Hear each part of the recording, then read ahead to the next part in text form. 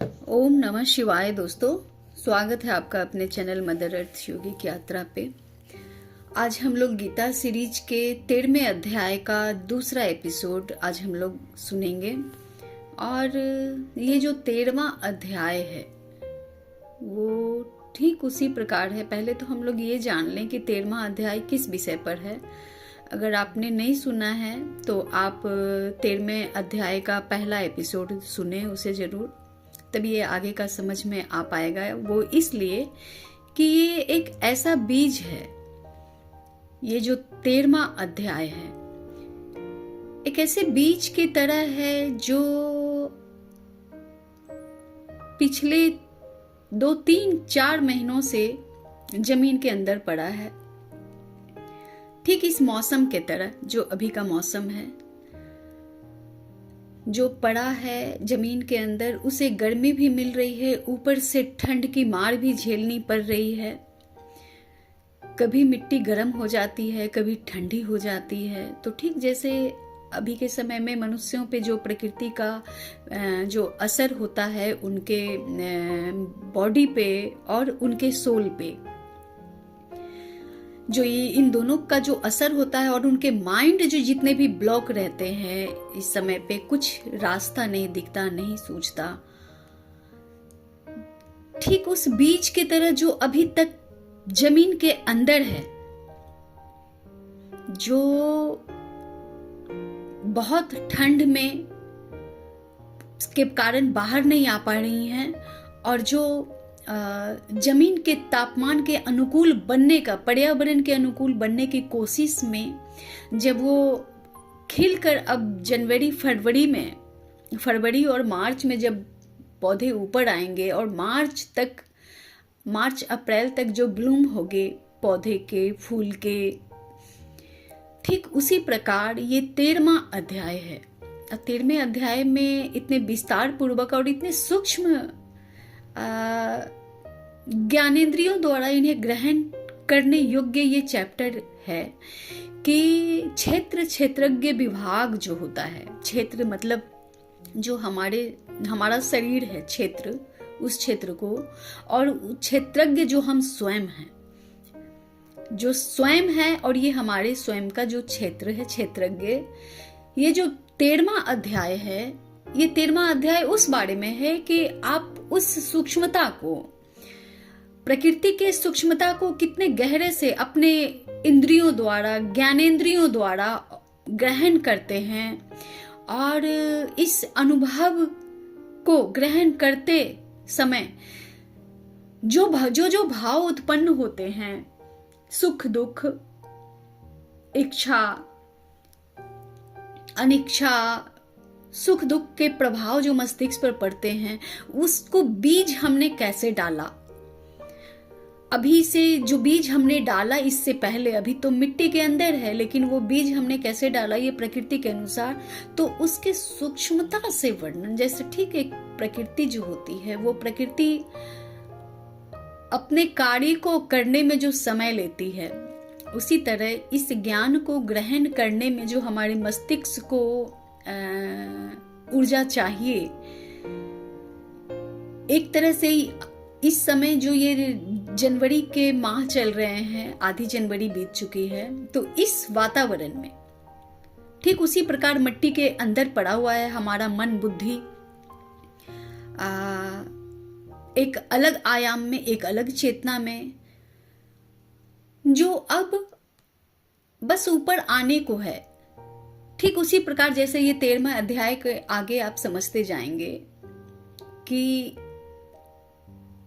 प्रकृति के 5 तत्व, इंद्रियों के 10 प्रकार, सुख दुख, ये सब चीजों का जो प्रभाव पड़ता है मन मस्तिष्क पे, वो प्रभाव जो है हर मानव के अपने स्वभाव के अनुसार ग्रहण करने की क्षमता के माध्यम से वो ज्ञान पहुंचता है उसके अंदर। वो ज्ञान को ठीक उसी प्रकार ग्रहण करता है जैसा उसका स्वभाव होता है। तो जैसे जिस प्रकार का बीज हम डालते हैं मिट्टी के अंदर, ठीक उसी प्रकार के पौधे हमारे पनपते हैं जब प्रकृति साथ देती है। अर्थात जब मार्च अप्रैल का महीना आता है, जब हर और प्रकृति जो है बसंत ऋतु की तरह हर डाली पे पत्ते फूल नजर आते हैं, और इस समय जो बीज पड़े हैं धरती में, वो बीज, अगर बीज में मजबूती होगी, अगर बीज मजबूत होगा तो वो धरती को फाड़ के निकलेगा और मौसम के अनुसार वो फूल और फल लगने लगेंगे उस मार्च अप्रैल में।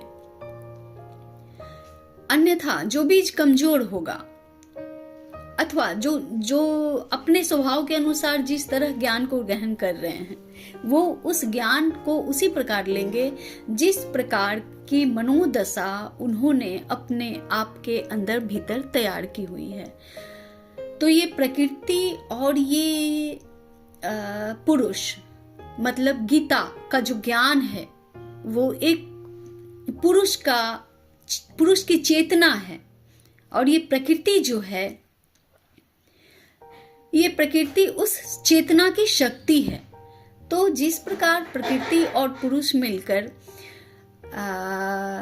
दोनों एक साथ जिस वक्त काम करते हैं, वो ये समय जो होता है वो 22 दिसंबर से लेकर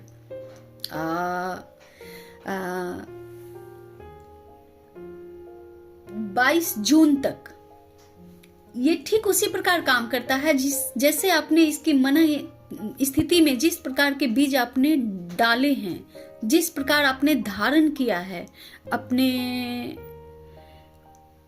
आध्यात्मिक पाथ पर चलते हुए उस ज्ञान को।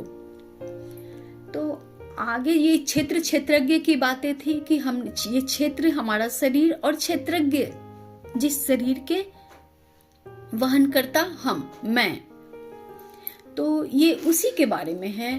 तो इसके बारे में भगवान ने कहा कि जितने भी ये चीज हैं जो पिछले एपिसोड में आपने नहीं देखा है तो उन्हें सुनिए, और इसके आगे बोलते हैं जैसे धृति, जैसे इच्छा, द्वेष, सुख, दुख, स्थूल देह का पिंड, चेतना और धृति, इस प्रकार विकारों के सहित यह क्षेत्र संक्षेप में कहा गया है भगवान श्री कृष्ण के द्वारा। और आगे श्री कृष्ण कहते हैं श्रेष्ठता के अभिमान का अभाव, दंभाचरण का अभाव। ये श्रेष्ठता के अभिमान का अभाव क्या है? उस श्रेष्ठ के प्रति जो भाव होना चाहिए उस चीज का अभाव, दंभाचरण का अभाव, जिस श्रेष्ठ के प्रति जो दंभ हो सकता है उस चीज का अभाव, इस विषय में यहाँ बतलाया गया है कि श्रेष्ठता के अभिमान का अभाव और दंभाचरण का अभाव। किसी भी प्राणी को किसी प्रकार भी न सताना, क्षमा भाव, मन वाणी आदि की तरलता, श्रद्धा भक्ति सहित गुरु की सेवा, बाहर भीतर की शुद्धि, अंतःकरण की स्थिरता और मन इंद्रियों सहित शरीर का निग्रह। मन और इंद्रियों सहित शरीर का निग्रह अर्थात अपने उस चीज को पुष्ट करना होगा साधकों को जो उन्होंने बीज डाला अध्यात्म का, साहस का, उस प्रखर रोशनी तक पहुंचने का, उसका अभाव, उस भाव में आना होगा। उसका अभाव जो है वो श्रेष्ठता के अभिमान का अभाव है। फिर तो श्रद्धा भक्ति सहित गुरु की सेवा, बाहर भीतर की शुद्धि, अंतःकरण की स्थिरता और मन इंद्रियों सहित शरीर का निग्रह। मन और इंद्रियों सहित शरीर का निग्रह, जो बातें, जो काम, जो चीजें सर्व नहीं कर रही है हमारे मन स्थिति को, हमारे माइंड बॉडी को, हमारे सोल को, जो चीजें सर्व नहीं कर रही, जो बातें सर्व नहीं कर रही, जो व्यवहार सर्व नहीं कर रहा है, उन सभी का शरीर के साथ निग्रह अर्थात तपस्या में सही चीजें बह के निकल जाती हैं ना। जो भी सर्व नहीं करना है, अगर तप के क्षेत्र में जाते हैं तो वो सारे जो काम न करने वाली चीजें हैं, जो बेकार की चीजें हैं, वो सब छनने लगता है, वो सब बहने लगता है।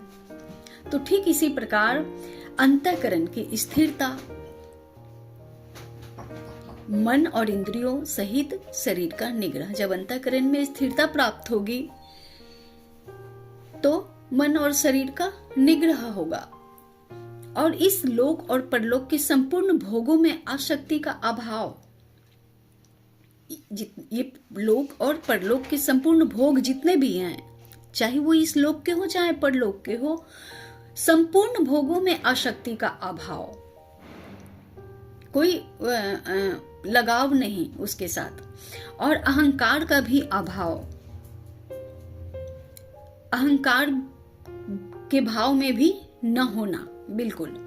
जन्म, मृत्यु, जरा और रोग आदि में दुख और दोषों का बार बार विचार करना। अब अहंकार के भी भाव को विचार करना, जन्म, मृत्यु, जरा और रोग आदि में दुख और दोषों का बार बार विचार करना। दुखी हूं तो क्यों हूं, किस बात से हूं? क्या ये दोष तो नहीं? क्या ये मेरी आत्मा का दोष तो नहीं? क्या मेरी आत्मा तो नहीं मलिन हो रही है इस दोष के कारण? तो उनका बार बार प्रति पल विचार करते रहना, क्योंकि आत्मा तो शुद्ध है, चैतन्य है, उस पे मलिनता की परतें जो है वो फिर से तप को भंग करती हैं।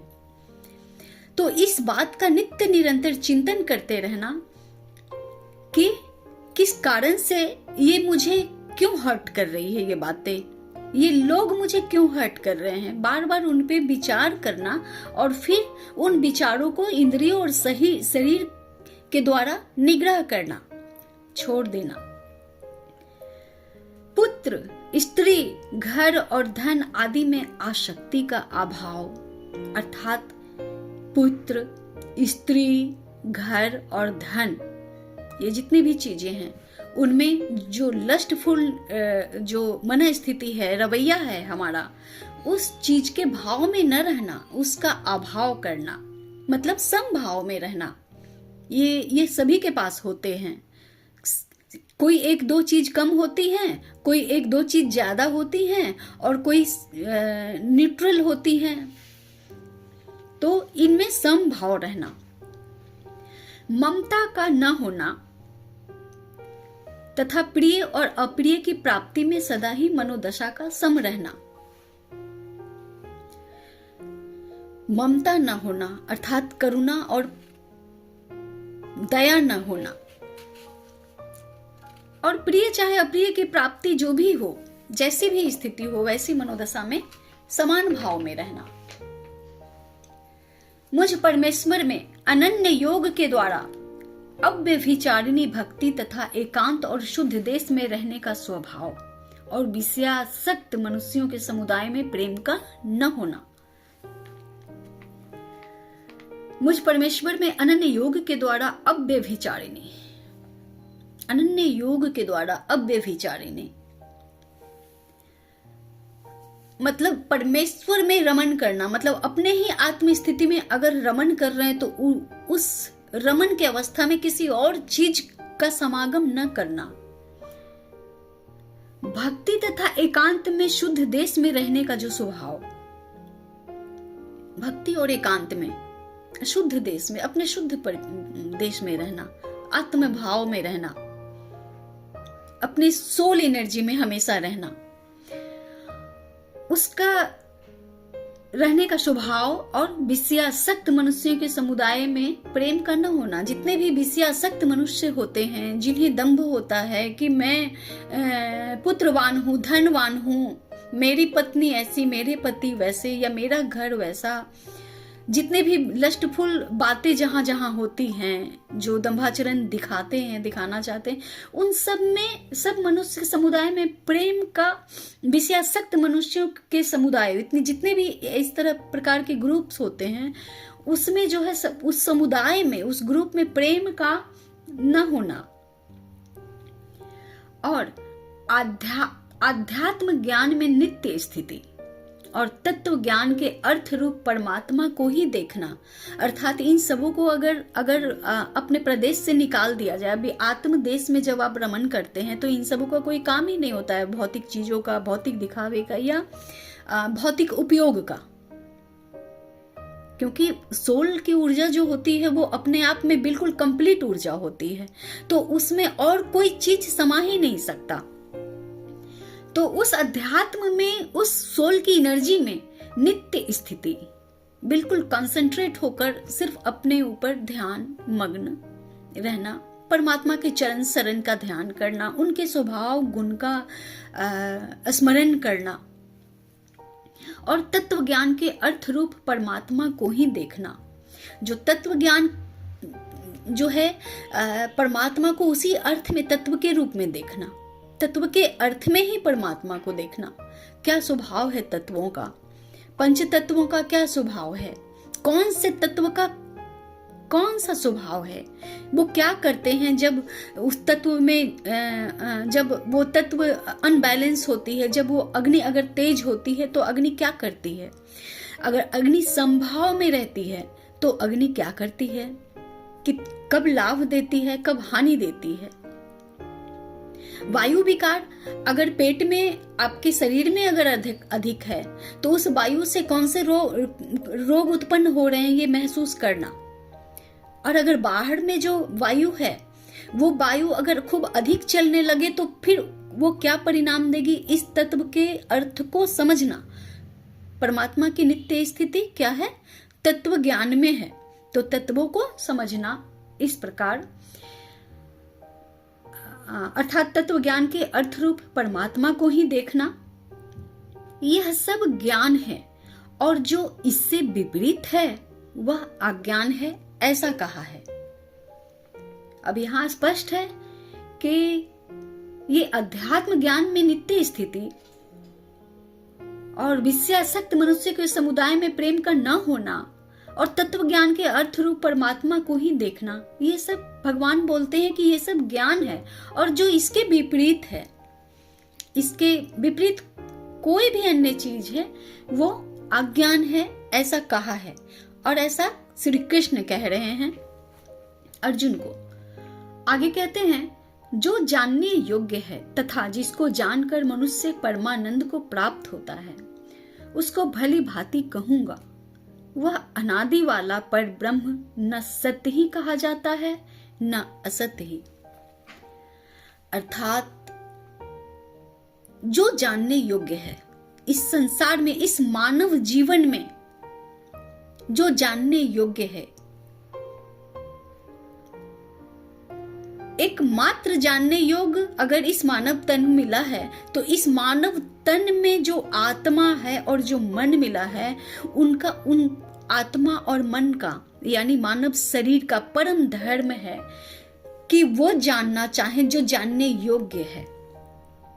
और जिसको जानकर मनुष्य परमानंद को प्राप्त होता है उसको भली भांति कहूंगा, वह अनादि वाला पर ब्रह्म न सत्य ही कहा जाता है और न असत्य ही। अब वो जो अनादि पर ब्रह्म है वो न सत्य कहा जाता है न असत्य ही कहा जाता है, न सच न झूठ में है वो, न सच में है वो। लेकिन इसको आगे बतला रहे हैं श्री कृष्ण कि परमानंद को जो प्राप्त होता है उस भांति को, उस ज्ञान को कैसे बतला रहे हैं। ये अब सुनने योग्य चीजें हैं। तो आगे कहते हैं, वह सब और हाथ पैर वाला, सब और नेत्र, सिर और मुख वाला तथा सब और कान वाला है, क्योंकि वह संसार में सबको व्याप्त करके स्थित है। अब ऐसी इस संसार में ऐसी कोई भी जगह नहीं, कोई व्यक्ति नहीं, कोई वस्तु नहीं, कोई स्थान नहीं, कोई ऐसी चीज नहीं जहां वो नहीं है। अर्थात इसका यही मतलब है, क्योंकि वो संसार में सबको व्याप्त करके स्थित है, आच्छादित है। जैसे हमारे सर पे आसमान का छत है, ठीक उसी प्रकार अब हम लाख ये पक्के की छत को अपने ऊपर देखें कि ये तो मेरे सर के ऊपर पक्के की छत है, तो आसमान वाला जो है वो तो देखेगा ही नहीं कि मैं किस काम में हूँ, मैं क्या कर रहा हूँ, मैं क्या सोच रहा हूँ। ऐसा नहीं है। ये तो झूठ का छत है। असल छत अगर मानव जीवन में, अगर इस संसार के ऊपर कोई छत है तो वो आकाश है, जिसमें सब सब और जिस आकाश में और जिस सृष्टि में सब और कण कण में जो व्याप्त है वो पर ब्रह्म है, परमात्मा की ही ऊर्जा है, काम करती है। तो ये जो दीवारें, चार दीवारी में खड़े करके जो हम सभी घर बनाते हैं, महल बनाते हैं, या गुप्त तहखाना बनाते हैं, या कितने भी गुप्त तिजोरी बनाते हैं, ये सब एक भ्रम की अवस्था है। असल में जो है वो कोई ऐसी जगह नहीं है जहां वो नहीं है। जिस चीज को वो नहीं देख रहे हैं और जिस मन स्थिति को वो नहीं समझ रहे हैं, क्योंकि वो प्रत्येक आत्मा में स्थित होकर हर अनुभव को ले रहे हैं, प्राप्त कर रहे हैं। वह संपूर्ण इंद्रियों के विषय को जानने वाला है। अब यही बात हो गई ना यहाँ पे, वो जो है वो संपूर्ण इंद्रियों के विषयों को जानने वाला है। जितने भी इंद्रियां हमारे बॉडी में जो है 72,000 नस नाड़ियां हैं, और प्रत्येक नाड़ी के कार्य को कि कौन सा सेंसेशन वो नाड़ियां ग्रहण करती है और वो कौन सी ऊर्जा हमारे मन मस्तिष्क को प्रभाव करती है, उस नाड़ियों के द्वारा, यानी उस शक्ति, प्राण शक्ति के द्वारा क्या मन स्थिति पर वो ऊर्जा पहुंचकर असर कर रही हैं, वो विषयों को, उस विषयों को वो जानने वाले हैं। अर्थात उनसे बड़ा वैज्ञानिक कोई नहीं है, उनसे बड़ा साइकोलॉजिस्ट कोई नहीं है। परंतु वास्तव में सब इंद्रियों से रहित तथा आसक्ति रहित होने पर भी सबका धारण पोषण करने वाला और निर्गुण होने पर भी गुणों को भोगने वाला है। परंतु इसके बाद भी क्या है, वो सभी प्रत्येक मनुष्य के प्रत्येक बॉडी कोशिकाओं के द्वारा वो अनुभव ले रहा है नित्य निरंतर। वो सब कुछ समझ रहा है, जान रहा है, परंतु वास्तव में वो सब इंद्रियों से रहित है। वो उन इंद्रियों में, उस भाव में नहीं है, तथा आसक्ति रहित होने पर भी वो लस्टफुल भी नहीं है उसमें। सबका धारण पोषण करने वाले, चाहे वो किसी क्रिमिनल के बॉडीज की हो, चाहे वो किसी संत के बॉडीज की जो नाड़ी और नाड़ी एनर्जी जो ऊर्जा होती है, उनको भी, उनमें भी वो शक्ति होती है, परंतु वो सब इंद्रियों से रहित हैं। और आसक्ति रहित होने पर भी, चूंकि वो उस गुण में नहीं है, वो लस्टफुल डिजायर में नहीं है, इसलिए वो आसक्ति रहित हैं सब चीजों से। और वो इतना होने पर भी सबका धारण पोषण करने वाले, चाहे वो डकैत हो, चाहे वो साधु हो, चाहे वो गृहस्थ हो, चाहे वो पशु हो, जानवर हो, सिंह व्याघ्र हो या पेड़ पौधे हो, सबका धारण पोषण करने वाले, सबका, प्रत्येक कण कण का, और निर्गुण होने पर भी गुणों को भोगने वाला है। कोई गुण उनमें नहीं है, फिर भी वो गुणों को भोगने वाले हैं। अब इस जो भी ऊर्जा हम जो प्रकृति के द्वारा ले रहे हैं, जो भावनाएं मेरे मन में उत्पन्न हो रही है, अब वो मन में उत्पन्न होने वाली भावनाएं जो है वो सात्विक भी हैं, वो तामसिक भी हैं, वो राजसिक भी हैं। 3 गुणों के अधीन हैं। ब्रह्म के अधीन त्रिगुणात्मिका शक्ति, और 3 गुणों के अधीन ब्रह्म, 3 गुणों के पालन करता और अनुभव करता ब्रह्म। तो उन गुणों को भोगने वाले हैं, वो जानते हैं। इसी प्रकार दोस्तों कर्म के बंधन लगते हैं। जैसे पता तो नहीं चलता कि कौन सा कर्म किया जो ऐसी दशा भोगने को मिल रही है, तो ठीक इसी गुण के कारण मन में जैसे भी भाव आई, बस उस गुण के प्रतिफल के कारण ये जो है उन गुणों को भोगने वाला है वो ब्रह्म। मतलब अर्थात कर्म के फल स्वरूप, फल में भी ब्रह्म, कर्म में भी ब्रह्म के कई रूप, तमस रजस और सत्व गुण के अंतर्गत जो जैसा सोचा, जो जैसा कार्य किया जाता है जिसके द्वारा, जो जैसी थॉट डाली जाती है जिसके द्वारा, और जो जैसा क्रिया किया जाता है जिसके भी द्वारा, वो उस गुणों के प्रतिफल को भोगते हैं वो इसलिए कि त्रिगुणात्मिका शक्ति इस संसार में विद्वान है, माया शक्ति जिसको कहते हैं, जो ब्रह्म के अधीन है, तो उनके द्वारा जो है वो भोग भोगने वाला है। आगे कहते हैं वह चराचर सब भूतों के बराबर, माफ कीजिएगा, वह चराचर सब भूतों के बाहर भीतर परिपूर्ण है और चर अचर भी वही हैं, और वह सूक्ष्म होने से अविज्ञ है तथा अति समीप में और दूर में भी स्थित वही है। अर्थात संपूर्ण चराचर में बाहर और भीतर परिपूर्ण है वो, कहीं भी अभाव नहीं है उस ब्रह्म के ऊर्जा का, उस ब्रह्म की ऊर्जा शक्ति का कहीं भी अभाव नहीं है। क्षेत्र क्षेत्रज्ञ विभाग योग के बारे में हम लोग पढ़ रहे हैं, इसे हम लोगों को ध्यान रखना होगा कि क्षेत्र क्षेत्रज्ञ विभाग योग मतलब ये जो हमारा शरीर और इसके जो हम मालिक हैं, जैसी भावना, जैसा आहार हम लेंगे, जैसे सोच को हम दिशा देंगे और जो क्रिया हमारे द्वारा होगी और उस क्रिया स्वरूप जो फल हमें प्राप्त होगा उसी का विभाग बनेगा, क्षेत्रज्ञ बनेंगे हम और बनते हैं हम क्षेत्रज्ञ। अर्थात ये उसी बारे में ज्ञान है कि वो परमात्मा जो है वो विभाग रहित है,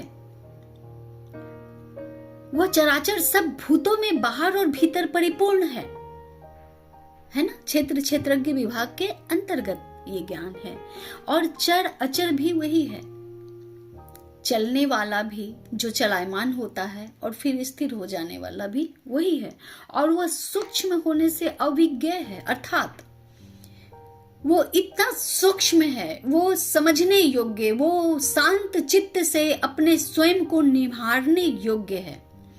जानने योग्य क्या है? अपनी आत्मा।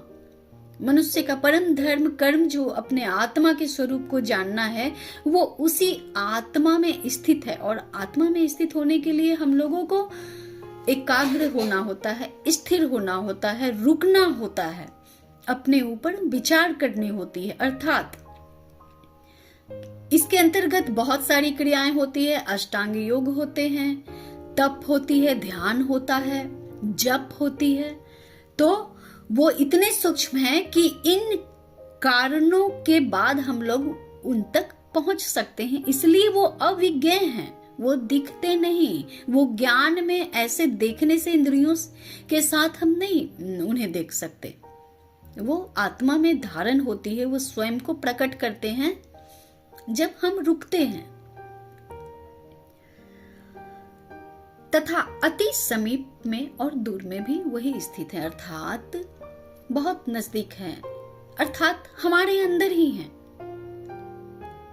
मैं ही ब्रह्म हूं, मेरे अंदर ही ब्रह्म है। वो ब्रह्म के जो परमात्मा की जो ऊर्जा है, जब इच्छा जगी परमात्मा को, उन्होंने भाव किया एक संसार का, और भाव जो है सो क्रिएट होने लगा, है ना। ठीक उसी प्रकार हमारे अंदर भी जब वो डालें तो भाव के थ्रू जो ऊर्जा थी वो चराचर में प्रत्येक कण कण में उनकी ऊर्जा पहुंची और वो जीव सजीव होने लगा, वो जीव होने लगा। अनेक प्रकार के और उसके बाद चीजों के अनेक प्रकार के रसायन के सम्मिश्रण से विविध प्रकार के पौधे, जानवर, विविध प्रकार की रचनाएं होने लगी। तो इसलिए वो अति समीप भी है और दूर में भी स्थित हुई है, इसलिए वो हमें दूर दिखते हैं, जबकि वो अति समीप है, हमारे भीतर है, हमारे अंदर है। अब जब दिल से पुकारो वो उसी क्षण प्रकट होते हैं, ये कह रहे हैं श्री कृष्ण। आगे वह परमात्मा विभाग रहित एक रूप से आकाश के सदृश परिपूर्ण होने पर भी चराचर संपूर्ण भूतों में विभक्त सा स्थित प्रतीत होता है। वह परमात्मा जो है विभाग रहित है कि वो उन्हें विभाग नहीं किया जा सकता, उस समग्र उनके अंदर ही अन्यत्र विभाग हैं, जितने भी विभाग जो जन्म ली है ना, जितने भी छोटे विभाग से लेकर, जैसे एक परिवार बन गया यहाँ आते आते, जबकि उससे पहले एक समाज था, उससे पहले एक राष्ट्र थी, उससे पहले कई राष्ट्र थी, उससे पहले भी एक पृथ्वी बनी, और पृथ्वी से पहले कौन था? नियंता था। ठीक इसी प्रकार वो नियंता जो है वो विभाग रहित है, उनके अंदर, उनके भीतर ही समग्र विभाग है। इसलिए वो एक रूप से आकाश में सदृश परिपूर्ण होने पर भी दिखता है ना। आकाश हमें जो दिखता है आकाश की तरह, आकाश सदृश परिपूर्ण कंप्लीट होने पर भी चराचर संपूर्ण भूतों में विभक्त सा स्थित प्रतीत होता है ना। ठीक उसी प्रकार जैसे नीचे से एक परिवार से लेके समाज और पृथ्वी और पूरा आकाश जो बतलाया गया, उसके ठीक उसके बाद नीचे आइए तो वो संपूर्ण चराचर भूतों में विभक्त, फिर उसी तरह विभाग बनता चला गया है ना। उन संपूर्ण परमात्मा की जो ऊर्जा हुई वो विभाग बनती चली गई, और विभाग में फिर भी कितने विभाग बने। एक ही चीजों के रासायनिक सम्मिश्रण से फिर कितने सारी चीज का निर्माण हो गया। तो उसी तरह उस भूतों में विभक्त सा स्थित प्रतीत होता है, अलग अलग रूपों में वही है, वही परमात्मा का ज्ञान है, वही परमात्मा स्वयं है।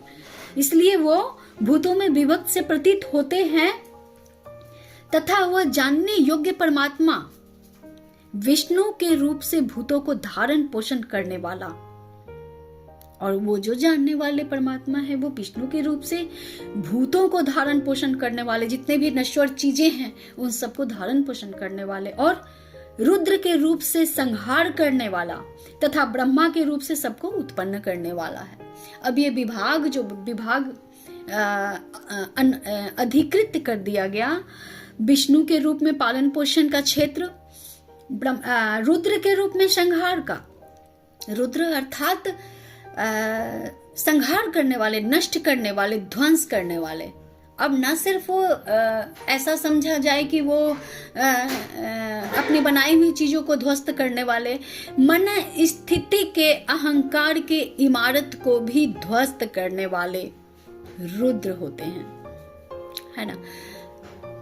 कहा जाता है ना कि रुद्र शंकर शिव की जो परीक्षा होती है वो अत्यंत कठिन परीक्षा ही नहीं कही जाती, उनके आगे कठिन शब्द भी कहना बहुत छोटा प्रतीत होता है जब उनकी परीक्षा होती है।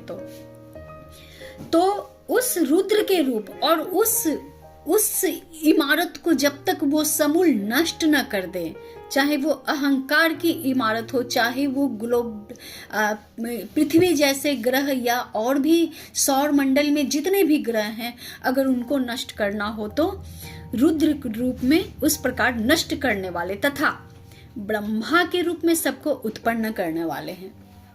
और विभाग रहित जब हुआ तो ब्रह्मा, तीन देवों को तीन जो कार्य मिले, नारायण को पालन पोषण, रुद्र को संहार का, और ब्रह्मा को उत्पन्न करने के क्षेत्र के क्षेत्रज्ञ घोषित हो गए वो एक प्रकार से। आगे कहते हैं श्री कृष्ण, वह पर ब्रह्म ज्योतियों का भी ज्योति एवं माया से अत्यंत परे कहा जाता है। वह परमात्मा बोध स्वरूप जानने योग्य एवं तत्व ज्ञान से प्राप्त करने योग्य है और सबके हृदय में विशेष रूप से स्थित है। अर्थात वो पर ब्रह्म जो है ज्योतियों को के भी ज्योति हैं। करोड़ों सूर्य को ले लो ना, जहां से उत्पन्न हुई, बस वो ज्योति हैं, सभी ज्योतियों की ज्योति। एवं माया से अत्यंत परे कहा जाता है, वो माया में लिप्त नहीं है, वो अत्यंत परे है। और वह परमात्मा बोध स्वरूप, बोध में आते हैं, वो जानने योग्य एवं तत्व ज्ञान से प्राप्त करने योग्य है। परमात्मा परब्रह्म कैसे प्राप्त होते हैं? तत्व ज्ञान के उतरते, तत्व ज्ञान वेदता के अंदर जो है वो स्वयं को प्रकट करते हैं, जैसे ब्रह्म स्वयं को प्रकट करते हैं, उसी तरह वह परमात्मा बोध रूप है। बोध मतलब आप अपनी बोली के साथ जस्टिफाई नहीं कर पाइएगा। जब वो ज्ञान, जब तत्व ज्ञान के द्वारा जब परमात्मा के दर्शन होते हैं, उस पर ब्रह्म के दर्शन होते हैं, तो क्या कहा जाता है ना, सरस्वती भी सक्षम नहीं है उनके गुणगान को। सभी देवी देवता असमर्थ हैं उनके गुणगान को, क्योंकि वो बोध रूप में आते हैं, वाक्य और शब्द असमर्थ हो जाते हैं कि उनके बारे में बताया जा सके, उनका वर्णन किया जा सके। बड़े से बड़े कवि, बड़े से बड़े लेखक अपनी लेखनी, अपनी स्वयं के अनुभव के साथ, आत्मबोध के साथ न्याय नहीं कर पाते जब वो पर ब्रह्म परमात्मा स्वयं को प्रकट करते हैं तत्व ज्ञान के रूप में, अंतर आत्मा में स्थित आत्म स्वरूप में।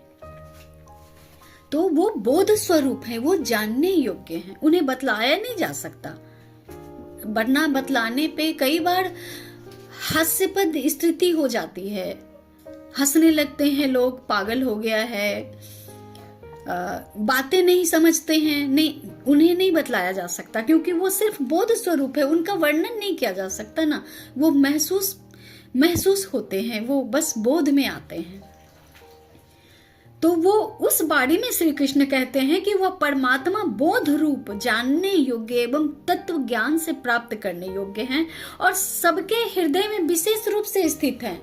न सिर्फ तत्ववेत्ता, न सिर्फ ज्ञानी प्रबुद्ध जन, न सिर्फ बुद्ध के शरीर में, बुद्ध के मन में, न सिर्फ बड़े से बड़े महात्मा के मन में, बल्कि सबके हृदय में विशेष रूप से वो स्थित हैं। यहाँ किसी स्पेसिफिक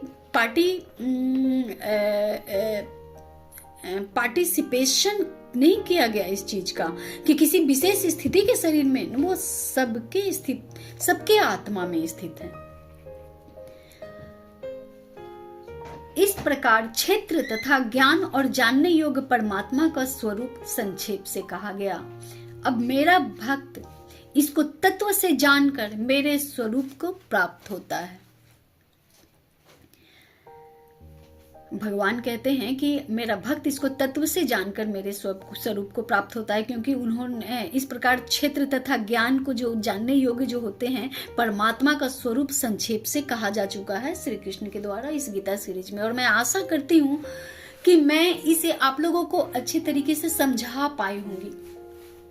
इस क्षेत्र और क्षेत्रज्ञ विभाग योग के बारे में जो कृष्ण कह रहे हैं कि मेरा भक्त इसको तत्व से जानकर मेरे स्वरूप को प्राप्त होता है। तो आशा करती हूँ आप लोगों को समझ आया होगा। अगर आप लोग को समझ में आया, आप लोग इस गीता के ज्ञान को थोड़ा भी ग्रहण कर पाए, तो इसमें मैं अपने लिए परमात्मा की कृपा समझूंगी, जो मेरे समझाने का तरीका अगर थोड़ा भी काम आया हो आप लोगों को समझने में।